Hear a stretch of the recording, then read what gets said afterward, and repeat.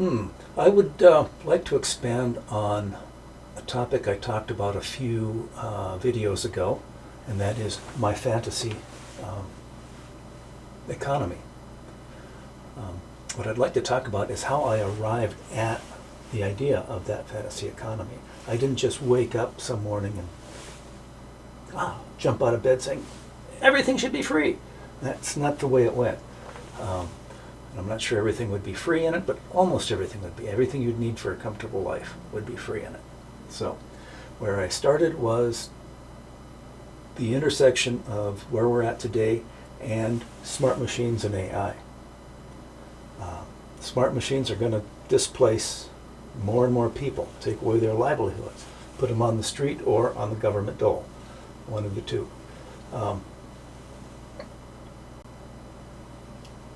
There are people who say that that may be true, but that new jobs are going to be created. And yeah, that could be true too. But there's a gap, there's a time interval between laying off a bunch of people and creating a bunch of new jobs. It's not going to be a one-for-one transition. It's going to be another painful transition. History shows us that these transitions between technologies are painful. Look up the Luddites in England. Look up our labor problems we had in the late 1800s, 1900s here in the U.S. Yeah, they're painful. New jobs might be created, who knows. But that's where I started. Hi, my name is Steve, and welcome to Awake with Steve, where I talk about the things that keep me up at night, wake me up in the middle of the night, my anxieties, interesting ideas that I just like batting around in my head, and I would like to get out of my head just to see how they sound in the real world. So, starting there, as I said, a few videos ago, I talked about my fantasy economy, where almost everything was free. And I got to that model, if you will, economic model or thought model, of by starting at where we're at today. We have AI and smart machines, robots, coming online, and they are absolutely going to displace workers, office workers, laborers, CEOs, CFOs, etc., all the up and down the chain. Those people are going to be displaced faster than jobs are created in our current economy. Okay, so they're going to be homeless. They're going to be on the government dole for some period of time. Who knows? Basically, refugees, internal refugees, economic refugees, if you will. So,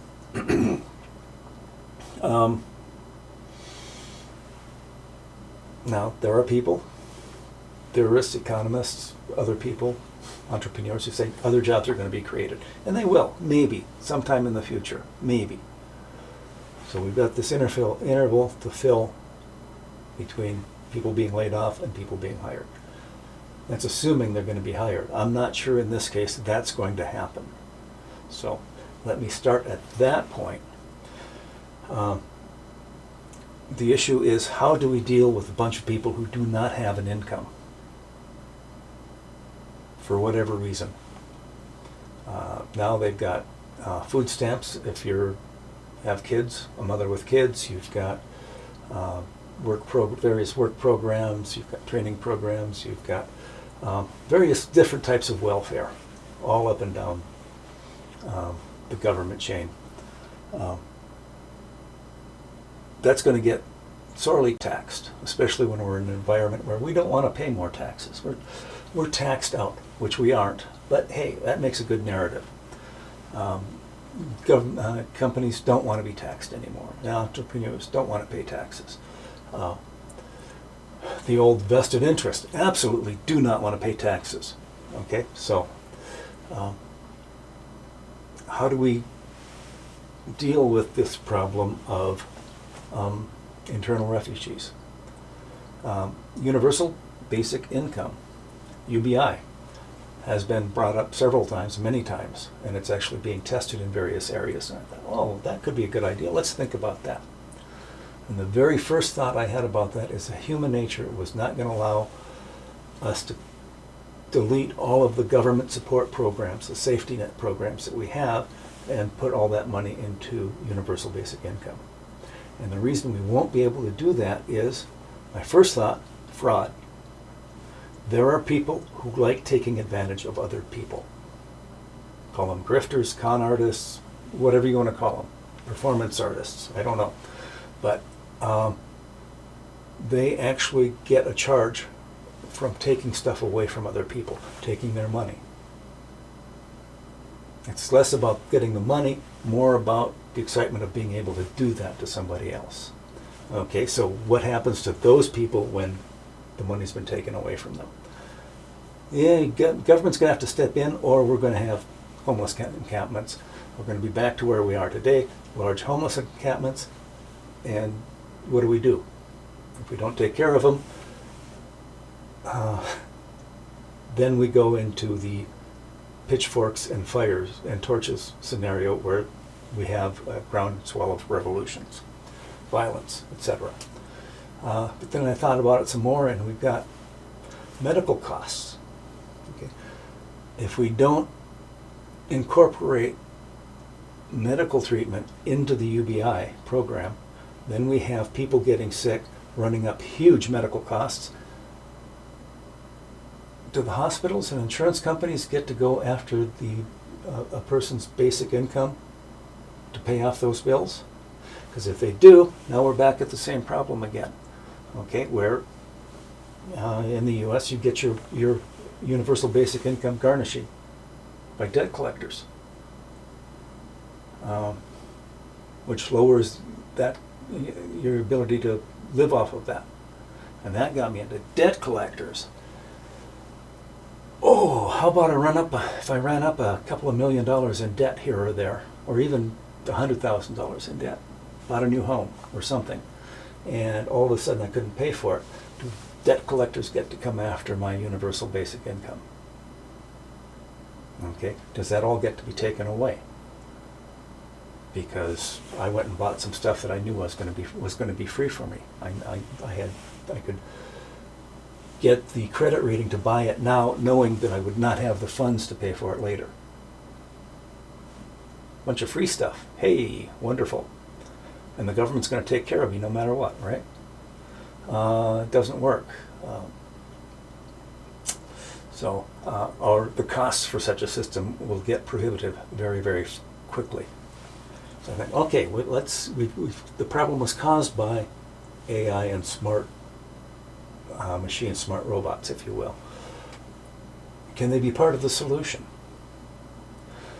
Can those technologies, in combination with the people that are still working, increase their productivity faster than people are leaving the workforce? Maybe initially I think that would work. But at some point, workers just start throwing up their hands and say, it's not worth it. I'm busting my butt here, trying to keep ahead of the curve, keep ahead of the number of people leaving the employment force. And why? I just quit. I'll have my basic stuff taken care of. I'll be able to go hiking, fishing, whatever my preferred hobby is. There are a lot of us who are defined by our jobs.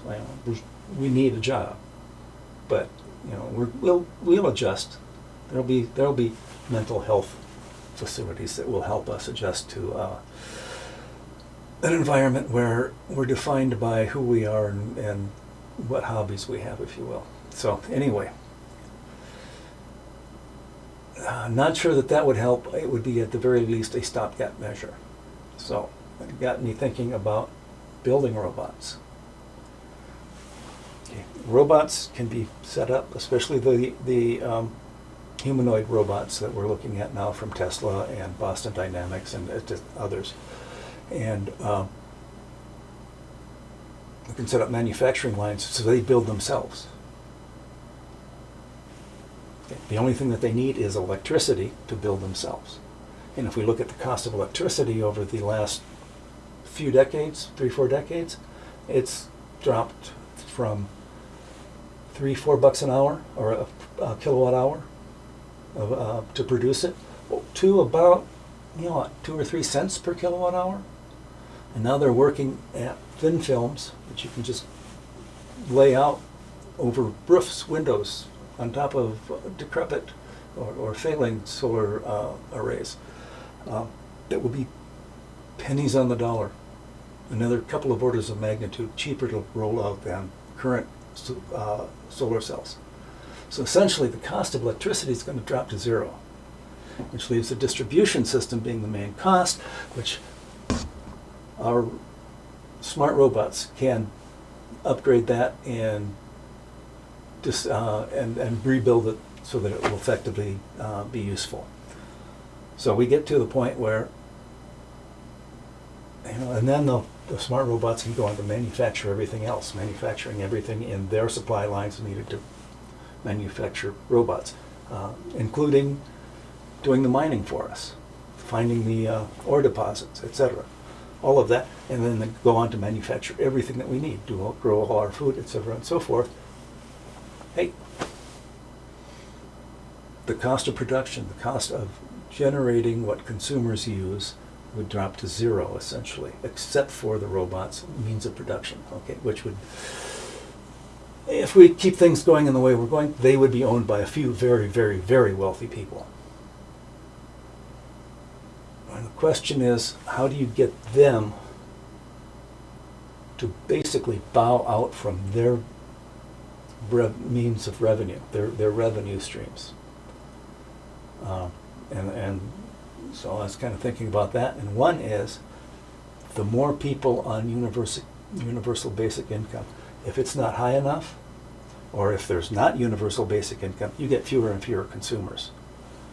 Okay, so you've built this amazing system, low cost production or no cost production of consumer goods, of food, and fewer people buying them, or able to buy it.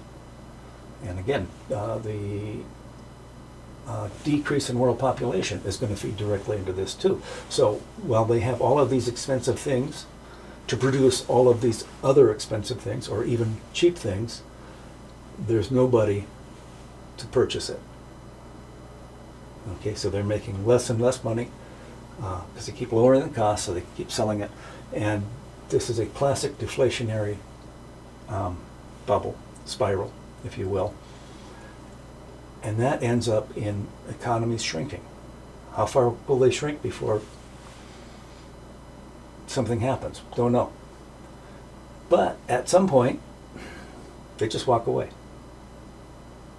And if they don't, this is where capitalism steps in to deal with the problem. Because the deflationary bubble, at some point they just, if the oligarchs, the owners of the means of production, if you will, don't allow their production to have, which has near zero cost, to have zero revenues as a result, then somebody somewhere is going to do that for them. So they don't really have a choice. You could say, well, they'll pass laws that you can't do that will protect them, regulations that prevent people from coming in and taking away their money by building factories that don't cost, have zero costs, and they just give the stuff away. They don't have much of a choice. Because you can say, yes, we can pass laws in this country, and we can pass laws in that country, and we can pass laws over there. But somewhere, in some neck of the woods, or in some urban center in the U.S., somebody will set up a plant to start that process rolling. And at first, the oligarchs will think, God, thank God, that's a low cost. That was a product I can't sell at all anymore. They're going to take over it. They're going to lose money on it. Fine.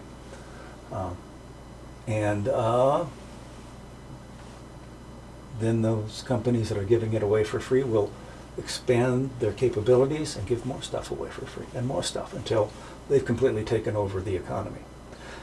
The model for this, it's an economic model out of the early 2000s, 2010s. It's called the Innovator's Dilemma, and link below. That's exactly the model that he describes for companies these days when new technologies come along and how they go about replacing old technologies. At the first point, the old technologies have all of the cards, if you will, have all the aces. They've got the power, they've got the money, they've got the production capability, and then this little company builds something a little bit better, and they take away from the big companies, this new company will take away something the old companies really don't want to produce anymore. It's too expensive, they don't make enough money on it, it detracts from their primary focus, their primary aims, so they hand it over. And then this little new company takes that, make a little bit of money on it, use that money to expand their product line, and they take another bit away from the older company, and then another bit, and until they completely replace what that older company was selling, and the older company goes broke. Innovator's Dilemma. It's an interesting read. It's an older book, but it's really part of what's, if you actually look at the transition to new technologies we've gone through, even recently, yeah, it holds pretty true. So with that, oh geez, I've already talked a long time. If you find it useful, give it a thumbs up. So thanks for your time, and chat with you later. Bye.